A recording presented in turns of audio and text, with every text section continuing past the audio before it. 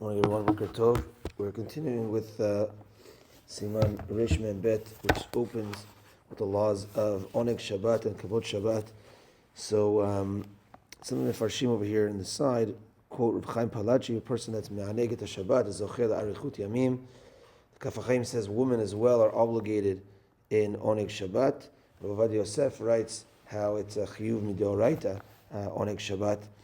And there's a question over here from the Kaf HaChaim as well as to why there's no bracha on Oneg Shabbat. Let's say before you have a nice glass of wine on Shabbat. So the answer why there's no bracha is because it varies per person. For you, it could be a nice glass of wine. For this person, it could be a nice piece of meat. And the truth is, you're already yotzeh with the wine that you drink when you say kiddush, or the bread. So, or Oneg Shabbat is just, let's say come in a shul and enjoying a nice lechadodi or whatever. So because it varies, so it doesn't have a specific, and it varies also per person. For you, you might like wine, someone else might not like wine, etc. So because it varies per person, each oneg is kind of tailor-made, and therefore there's not a specific bracha for it. Also, we mentioned that if a person spends more for Shabbat, the way he's supposed to, there's a zechut of nachala bli metzarim, like an inheritance without boundaries. It's because when a person spends extra, so HaKadosh Baruch Hu, of course, pays back even more. Now, the Mishnah Brura says that a person should have more cooked items on Shabbat than he has during the week. The assumption is, let's say a person at a regular dinner has one cooked item, so on Shabbat he should have two. If he generally has two cooked items, on Shabbat he should have another cooked item. You want to have more on Shabbat. And the Ben Ish Chai brings down that on Rosh Chodesh on Shabbat there should also be something additional on your table, lichvod Shabbat and Rosh Chodesh together.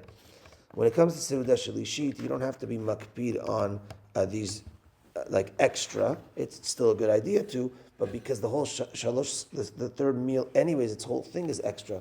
Meaning, even though we live in a society where there's 3 meals a day, breakfast, lunch, and supper, the time of the Gemara was 2 meals a day. It was kind of like a mid-breakfast lunch and a mid-lunch supper. So a third meal on Shabbat is like an extra meal on Shabbat. So that itself is extra on its own. So you don't have to be makpid on davka more tavshilim, more cooked items than you usually do.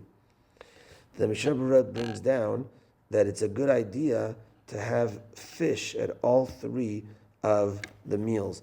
And the Ben Ish Chai says that this is from the Zohar HaKadosh, that it's a good idea to have fish.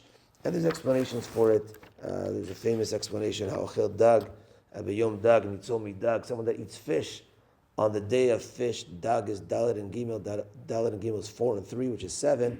You eat fish on the day 7, which is Shabbat, Nitzol mi dag, you are saved from Dine Gehinam dag. So Ben Ish Chai brings it down in the name of the Zohar, how he says, Ma'alat achilat dagim Shabbat is gdola mi basar, is even greater than meat. Okay, I'm sure others beg to argue, but the Chafetz Chaim does say, of course, that it has to do with the person's oneg at the end of the day, and Shabbat is for enjoyment and not for pain. So if you really don't like fish, you don't have to have it, but it is a ma'ala, especially if you have it all 3 meals. And last thing is the Mishnah Berurah brings down that if let's say you have the mochre dagim, those that sell fish, they realize, hey, you know what? It's a big thing to have fish every meal, so we're going to jack up the prices because we know the community is going to buy fish. If they're doing it bedavka, then the people should hold out and not buy fish and get the price back to its regular levels. If the prices go up because of regular, let's say it was too cold, so it's too difficult to catch fish, or whatever the situation was, then okay. But if you see that their kavanah is they want to take advantage and gouge the people, then it's not right on their part, and then don't get fish and boycott them until they go back down to the regular prices. Very interesting from the Mishnah Berurah. Okay, that's that for today. Mincha tonight at 4:40, and again, Gemara Shiur is not tonight, but it's going to be on Wednesday night. Have a good day, everyone. Tana D'Eliyahu.